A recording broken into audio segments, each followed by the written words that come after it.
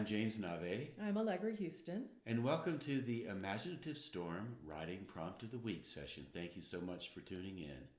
Every Saturday morning, our time, we are in Taos, New Mexico, so 10 o'clock Mountain Time. We meet on Zoom with whoever wants to join us and explore their imagination for 10 minutes to a writing prompt that we supply, having spent some time during the week sort of noodling around on Google or through our music collections or sounds. It's usually either a sound or an image. And this week it's an image. We do have an image today, and so what we would like to do for you is to invite you to be part of our Imaginative Storm writing community by giving you the same image that we offered our group this morning on our Saturday call. And so what we'd like for you to do is relax, get your pen ready and a piece of paper, and we're going to give you an image that will be in front of you for 2 minutes.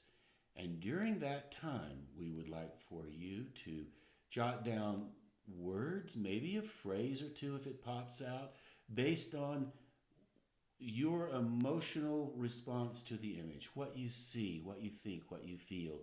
And first thought, first word, best word, just jot it down as the image sits in front of you. And the words don't have to have anything to do with the image at all.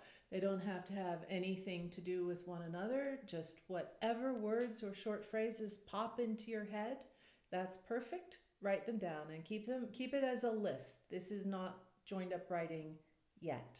So we'll see you in 2 minutes.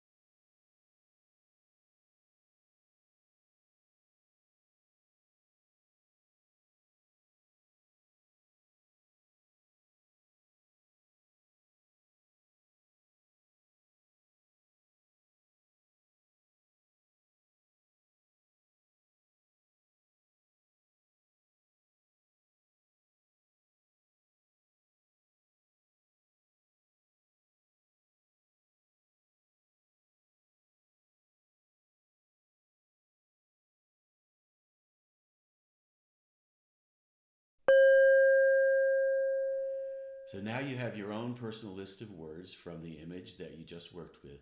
Every Saturday morning, we ask everyone on the call to give us one word or image from the list that they've written down, and we make a community list. And the great thing about a community list, of course, is that you don't have to rely on your own imagination. You can borrow from other people's, or, don't think of it as plagiarism. The point of this community list is that we give these words to one another as a gift to use. And you will interpret those words or use those words in combinations, ways that are completely, the person who came up with that word from the image will never even have thought of. So, words are, they're material. They can be interpreted in infinite ways, used in infinite ways. So, what you do with a word that somebody else has added to the list is still entirely your own. Expo, exposition. Sweat. The beginning of the end. What work is. Echoes of a lost art. Turn off the steam. Daguerreotype. A clockwork gray. Cacophony. Charlie Chaplin. Not a spectator sport. Privilege. Age of exploitation. Repetitive motion. Inventors with enthusiasm. Forget soul. Early rage against the machine. Embracing braces. Human race. Toil and trouble. Das Kapital. Mechanical ion. I was kind of amazed in my group of people. We have, 25 to 30 people on the call, so we break out into breakout rooms to read our work aloud to one another. And I was amazed that somebody in my group was able to use mechanical ion. They did. Yeah, they did. I heard that come from whoever gave it, and I thought, oh my God, I don't know if anybody's going to use that. And somebody, who it wasn't their word to begin with, and they worked it in absolutely beautifully. In my group, we had 3 or 4 people work in Charlie Chaplin. Oh, we had no Charlie Chaplin. No Charlie Chaplin. Oh, we had Charlie Chaplin everywhere. Charlie Chaplin was busy over here and over there, and that's so funny. Yeah, it was really interesting, and they all wrote poems that. Or not all poems. No, they weren't poems, really. We tend to call these things poems, even though... Well, Nave does, because he's a poet. I don't, because she doesn't. I'm not. It's poetic. I like to think of it as poetic. So what we'd like to do now is... No, but I want to hear what you were saying about your poem, the poems in your group. They were all something, and then I interrupted you. Because of the image that you have right now, the factory image, people generated material that was slightly protest. It was protest prose or poetry, but it was invitational. Like, listen to what I have to say. They were inviting people to lean in rather than yelling, and it was an invitational protest. And the funny thing in my group was that almost nobody wrote about a factory. I don't think anybody out of 8 people wrote about a factory at all. We had somebody who wrote about their grandmother, somebody who wrote about Otabenga, who was the pygmy that was put on display at the World's Fair. There was, people writing about love and heartstrings and ropes and pulleys. And then another person who makes beautiful leather-bound books, Susie, wrote about the experience of bookbinding. So it's really fascinating how broadly the prompts can kind of reach out into so many different aspects of life. So all of this is to say, when you do your 10-minute timed writing, which is coming up in just a second or two, please feel free to just let yourself go wherever you want. Let yourself allow your imaginative mind to just romp around, dance and lead that dance with your rational mind. So you put those two together and see what happens. And you never know where it will go, and you will discover it as you go along, like all the people on the call this Saturday did. Yeah, and so don't feel tied. We don't want you to feel tied to these lists of words either. They're just there as toys for your imagination. Mm-hmm. They're just further prompts. So you might let your eyes roam over the lists and land on one word and then never return to the list at all. Maybe that will take you off into bookbinding or the St. Louis World's Fair of 1880 or whatever year it was, I can't remember. Or if you want, you can keep returning to the lists of words and use lots of the words. Some people challenge themselves and see if they can use all the words on the community list. And they don't always succeed, but it's a game, it's fun. So you can do whatever you want with it, long or short, prose or poetry, fiction or nonfiction. It's entirely up to you. So you can begin now.